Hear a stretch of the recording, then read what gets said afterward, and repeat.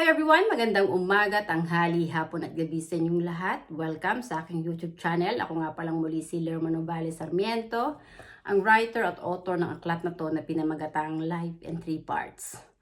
Ang layunin at misyon ng aklat na to ay para magbahagi ng ebanghelyo ng salita ng Diyos sa buong mundo para ipahayag na templo ng Espiritu Santo ang ating katawan at ang Espiritu Santo ang siyang Diyos na buhay, na siyang dapat nating sambahin, purihin at ibigin na higit sa lahat, sapagkat ang Espiritu Santo, ang siyang Diyos Ama na nagsugo kay Jesus, ay siya ring nag-iisang Espiritu at Diyos na siyang may pag-aari ng buhay ng buong sangkatauhan. At sa araw na to, ang topic ko ay, Vice Ganda, no matter what you do, still you are a big loser. Gusto kong ibahagi sa inyo ang katotohanan. Sinabi ni Jesus na suriin niyo ang bawat espiritu kung sila'y nasa panig ng Diyos. At sinabi ni Jesus na ang sinungaling ay anak ng demonyo. Honestly, sa banal na kasulatan, ipinagbabawal ng Diyos ang pumatol ka sa kapwa mo lalaki o kapwa mo babae. Dahil nga yung ating katawan ay sagradong tahanan ng Diyos at yun ang mga gawain ng mga bakla o ng mga tomboy, ang siyang maghihiwalay sa iyo sa Espiritu Santo para yung kaluluwa mo ay hindi maligtas na makapasok sa kaharian ng Diyos Ama sa langit. Dahil yung mga gawain ng mga bakla at ng mga tomboy ay mga gawaing immoral at kasuklam-suklam at walang kapatawaran sa Espiritu Santo. Alam naman nating lahat na sa ating bansa ay ang si Vice Ganda ay popular sa social media. At ngayon, napag-iinitan si Vice Ganda ng maraming tao dahil sa pagiging mapagmataas nito at mayabang. Pero hindi alam ni Vice Ganda, ang kanyang katawan ay sagradong tahanan ng Espiritu Santo at ang Espiritu Santo ang may hawak ng buhay niya at hindi ang sarili niya. Itong si Vice Ganda ay namuhay sa kasinungaling at pagkukunwari at mas pinili niyang lapastanganin ang Espiritu Santo na siyang Diyos na may pag-aari ng buhay niya. Dahil mas inibig ni Vice Ganda ang kanyang sarili, ang kasikatan at ang pera. Ngayon, itong programa niya na Showtime, honestly wala ka nang makukuhang mabuting aral pagdating sa buhay espiritual. Diyan sa show na pinapalabas ni Vice Ganda sa Showtime. Dahil puros kalaswaan at kamunduhan din ang matutunan mo diyan kay Vice Ganda. Para hamakin mo, hindi lang ang banal na spirito na siyang Diyos na may pag-aari ng buhay mo, kundi para insultuhin mo rin at hamakin mo ang iyong kapwa. Honestly, itong si Vice Ganda, marami na yung kasalanan na ginawa laban sa Espiritu Santo. Una, hindi niya tinanggap ang katotohanan na lalaki ang kanyang kasarian. Mas pinili ni Vice Ganda na mamuhay sa kasinungaling at pagkukunwari. Honestly, kahit pa anong gawin ni Vice Ganda, hindi siya magiging totoong masaya at magkakaroon ng totoong kapayapaan. Dahil honestly, namumuhay siya sa kasinungaling at pagkukunwari. Mas inibig niya ang mali kaysa sa tama. Honestly, yung si Vice Ganda, ang kaluluwa niyan ay nasa kadiliman. Gawa ng pera, ng kasikatan, naging mapagmataas at mayabang yung si Vice Ganda. Pero ang hindi niya alam, ang Espiritu Santo ang may pag-aari ng buhay niya. Kaya ko nasabi na si Vice Ganda kahit ano pa niyang gawin, mananatili pa rin siyang isang malaking talo. Talo pa rin si Vice Ganda dahil yung katotohanan ay sinasalungat niya. Ang Espiritu Santo ay nilalapastangan niya. Dahil mas pinili niyang mamuhay sa kasinungaling at pagkukunwari. Honestly, ang mga taong namumuhay sa kasinungaling at pagkukunwari ay nasa panig ng demonyong si Satanas na nagmamataas at nagmamayabang sa Espiritu Santo. Itong si Vice Ganda, sikat na sikat siya sa social media. Ngayon, napag-iinitan siya ng mga tao, nababa siya dahil sa pagiging mapagmataas at mayabang niya. Ngayon, itong si Vice Ganda, hindi niya alam na ang kanyang pangalan, siya mismo ang humihilang pababa. The more siyang nanlalait ng insulto ng mga tao, the more na yung kanyang mga ginagawang pang-iinsulto at panglalait sa mga tao ay ibabalik din ng mga tao na hindi natutuwa sa kanyang mga sinasabi at sa kanyang mga gawa. Honestly, si Vice Ganda, hindi yan sisikat sa social media kung hindi yan sinuportahan ng mga tao na umiidolo sa kanya. Pero yung mga taong umiidolo sa kanya, honestly, ay may mga mental disorder din ang utak. Dahil kung alam nyo na ang katotohanan na si Vice Ganda ay lalaki, hindi nyo dapat idoluhin yung bakla para salungatin yung tama. Dahil si Vice Ganda ay isang impostor na namumuhay na sa pagkukunwari. Hindi niya tinatanggap ang katotohanan. Honestly, si Vice Ganda, kahit ano pang gawin niyan, hindi magiging malaya at mapayapa ang kaluluwa niyan. Dahil namumuhay siya sa kasinungalingan at pagkukunwari. Ang umiibig sa mali ay nasa panig ng demonyo. Pero yung mga tao na nagpapakumbaba, nagsisisi at nagbabalik loob sa Espiritu Santo at mas iniibig ang tama, ay silang namumuhay sa spirito at katotohanan na may pagkapahalaga sa kaluluwa nila at sa kaluluwa ng kanilang kapwa. At bilang isang tinawag ng Espiritu Santo na maging tagapagsalita niya, ang layunin ko ay gisingin ang diwa ng bawat tao. Nakilalanin niyo ang Espiritu Santo sa inyong katawan na siyang Diyos na may pag-aari ng buhay niyo para kung lumisan man kayo dito sa mundo, ang inyong kaluluwa ay maging handa. Na naging kaisa ni Jesus na nagpupuri, sumasampalataya at umiibig sa Espiritu Santo. Pero pag inidolo nyo yung bakla, honestly, mahihiwalay ang inyong kaluluwa sa Espiritu Santo gawa ng kasalanan. At dahil doon, ang inyong kaluluwa ay hindi makakapasok sa kaharian ng Diyos Ama. Honestly, maraming mga bakla at tomboy ang hindi nakakapasok ang kanilang kaluluwa sa langit dahil kinalaban nila at nilapastangan nila ang Espiritu Santo na siyang Diyos na may pag-aari ng kanilang buhay. Honestly, ang mga bakla ay hindi naging kaisa ni Jesus na sumasamba, nagpupuri at sumasampalataya sa Espiritu Santo. Bagkus tong mga bakla ay mas iniibig nila ang mali at mas pumapanig sila sa demonyong si Satanas na nagmamataas at nagmamayabang sa Espiritu Santo. Honestly, Vice Ganda, kung nakikinig ka, sinasabi ko sa iyong katotohanan, kung ang kaibigan mo na si Ogie Alcacid ay totoong kaibigan ka, hindi ka niya papanigan sa mga mali mong gawa. Dahil malulubog ang kaluluwa mo sa kadiliman. Pero dahil ang kaibigan mong si Ogie Alcacid ay isa ring ulupong na lumalapastangan sa Espiritu Santo, na nagmamataas sa Espiritu Santo, at kumakapit lang yan sa'yo dahil importante rin sa kanya ang pera. Kasi si Ogie Alcacid, priority rin niya ang pera. Hindi ang banal na spirito, hindi ang Espiritu Santo na siyang nagbibigay ng buhay sa kanya.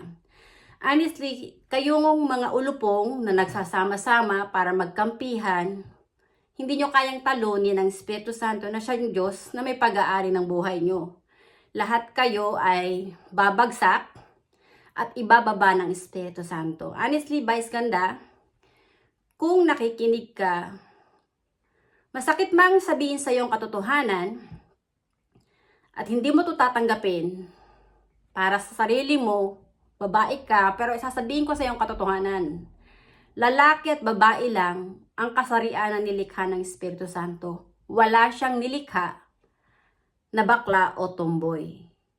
Sinabi ni Jesus na ang kasalanan ng walang kapatawaran ay kapag nilapastangan mo ang Espiritu Santo. Ang babuyin mo yung sagradong tahanan ng Espiritu Santo sa pakikiapid sa kapwa lalaki o pakikiapid sa kapwa babae, wala yang kapatawaran sa Espiritu Santo dahil binababoy mo at sinisira mo ang sagradong tahanan ng Espiritu Santo sa kamunduhan at kalasuan sa mga immoral na gawain. Honestly, ang Sodom at Gomora, kaya yan winasak ng Diyos, ay dahil din sa mga bakla na lumalapastangan sa Espiritu Santo. Dahil hindi nila sinasamba ang Espiritu Santo sa kanilang katawan na siyang Diyos na may pag-aari ng kanilang buhay. Honestly, narito na tayo sa huling panahon. Maraming mga tao ang sarado ang utak na hindi nila tinatanggap ang katotohanan sa mga aral ni Jesus na templo ng Espiritu Santo ang kanilang katawan at hindi rin nila sinasamba ang Espiritu Santo sa kanilang katawan na siyang kanilang Diyos at amang espiritual ng kanilang kaluluwa. Kaya maraming kaluluwa ang naligaw ng landas na naging kaisa ng demonyong si Satanas na mas umiibig sa mali, namumuhay sa kasinungalingan at pagkukunwari. Honestly, si Vice Ganda, kahit paanong gawin niya, hindi ka mananalo, talo ka pa rin. Sa mata ng Espiritu Santo, isa kang masamang tao na ang kaluluwa ay marumi na lumalapastangan sa kanya. Kaya itong kataasan ni Vice Ganda, kayabangan niya, magwawakas na yan. Sa oras na pinarusahan na siya ng Espiritu Santo. Yung kanyang katawan, binigyan na siya ng sakit, o kaya ay binawi na ng Espiritu Santo yung kaluluwa sa katawan niya dahil matotoda siya. Honestly, yung mga pinagmamayabang ni Vice Ganda, yung sahod niya, kung gaano kalaki, yung bahay, alahas, pera, sasakyan, sapatos, damit, yung kanyang lalaki na kinakalaguyo, yung si Ayon Perez. Honestly, sa oras na bawi na ng Espiritu Santo ang kaluluwa sa katawan ng Vice Ganda, lahat ng mga bagay, mga material na bagay na meron ka, hindi mo yung madadala sa kabilang buhay. Sa oras na bawiin na ng Espiritu Santo ang kaluluwa sa katawan mo dahil matotodas ka at ang kaya mo lang bitbitin sa paglisan mo dito sa mundo, ayan yung kaluluwa dahil yung kaluluwa, espiritu yan na magbabalik sa espiritu para humarap sa paghuhukom. At dito sa lupa, hindi mo pwedeng itago kung ano mga pinagagawa mo, Vice Ganda, dahil lantaran ito sa ating mundo. Nakikita ng mga tao sa social media kung anong klase ng pagkatao ka talaga meron. Hindi mo tinatanggap ang katotohanan na lalaki ka, pagkos pinili mong mamuhay sa kasinungalingan at pagkukunwari. Honestly, ang taong hindi tumatanggap sa katotohanan at mas piniling mamuhay sa sinungaling at pagkukunwari ay masasabi mong hangal, Dahil kahit may utak siya, binigyan siya ng utak ng Panginoon, hindi niya gagamitin ng kanyang utak para tanggapin ang katotohanan. Kaya masasabi mong yung mga tao na binigyan ng karunungan ng Panginoon, binigyan ng buhay ng Panginoon para makita ang katotohanan, binigyan ng mata, ng isip, at ng puso para makita ang katotohanan, pero mas pinili nilang mamuhay sa kasinungal pagkukunwari, sila ay mga hangal, mga ignorante, mga ipokrito, may mga mental disorder sila. Honestly, yung sina Isa Sigera, Charis Pempenko, sina Boy Abunda, kung sino-sino pang mga bakla at mga tomboy. Sa oras na bawiin na ng Espiritu Santo ang kaluluwa sa kanilang katawan, matotodas lahat sila at yung kanilang mga kataas at kayabangan magwawakas din. Kaya hinihikayat ko ang mga tao na mag-repent na kayo. Magbalik loob kayo sa Espiritu Santo dahil ang Espiritu Santo ay ang Diyos na may pag-aari ng ating buhay, ay ang Diyos na makapangyarihan, na siyang Diyos Ama na nagsugo kay Jesus, ay ang nag-iisang Diyos na may pag-aari ng buhay ng buong sangkatauhan. At walang sino mang tao ang makapanlilin lang sa Espiritu Santo. Ang ating buhay ay hiram lang natin sa Espiritu Santo. Ang Espiritu Santo ay ang Alpha at Omega na siyang lumikha sa atin sa sinapupunan ng ating ina, ay siyang may pag-aari ng ating buhay na siya ring aalis sa ating katawan kasama ang ating kaluluwa kung kaya tayo mamamatay at lilisan dito sa mundo, ay siya ring maghuhukom sa ating kaluluwa. Honestly, si Jesus, nung naririto pa sa lupa, dahil templo rin ng Espiritu Santo ang kanyang katawan, ang Espiritu Santo lang ang kinikilala, sinasamba at pinaparangalan ni Jesus na kanyang amang espiritual, na siyang kanyang Diyos Ama. Honestly, nung namatay si Jesus noong 3 araw, sinabi niya mabubuhay siyang maguli. Dahil templo ng Espiritu Santo ang katawan ni Jesus, ang Espiritu Santo na nasa katawan ni Jesus, ay ang siyang bumuhay kay Jesus sa 3 araw. Kung kaya si Jesus ay nabuhay na maguli. Pero umalis na si Jesus dito sa ating mundo dahil siya ay Espiritu at sinabi ni Jesus na aalis siya para mag-prepare ng mga upuan na siyang uupuan ng mga tao na naging kaisa niya. sa langit, na magiging kaisa niya sa langit. Dahil yung mga tao na naging kaisa ni Jesus na mananampalataya, na namumuhay sa espiritu at katotohanan, ay silang maliligtas. Pero yung mga taong namumuhay sa kasinungalingan at pagkukunwari, na patuloy pa ring namumuhay na may kataas at kayabangan, sila yung mapapahamak. Honestly, si Vice Ganda, kahit at paanong gawin niya, hindi siya magiging masaya at hindi siya mananalo. Dahil kinakalaban niya mismo ay ang Diyos, ang Espiritu Santo, na siyang may pag-aari ng buhay niya. At ang taong kumakalaban sa Espiritu Santo at lumalapastangan sa Espiritu Santo ay mga hangal na walang pagkaunawa na kung walang presensya ng Espiritu Santo sa kanilang katawan, sila ay mga patay na at walang buhay at hindi na sila iira dito sa mundo. Ang Espiritu Santo lang na nanan sa ating katawan, ang isang Diyos na makapangyarihan ay ang Diyos ng katarungan at ng katotohanan. Si Vice Ganda, honestly, ay isang ulupong na nagmamataas at nagmamayabang sa Espiritu Santo.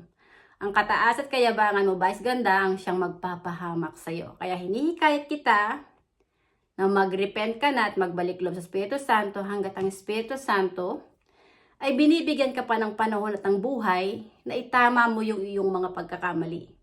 Dahil kung hindi ka magsisisi at hindi magbabalik loob sa Espiritu Santo, malaki ang magiging parusa mo laban sa Espiritu Santo. Dahil hindi ka patatawarin ng Espiritu Santo at ang iyong kaluluwa ay sa impyerno mapupunta.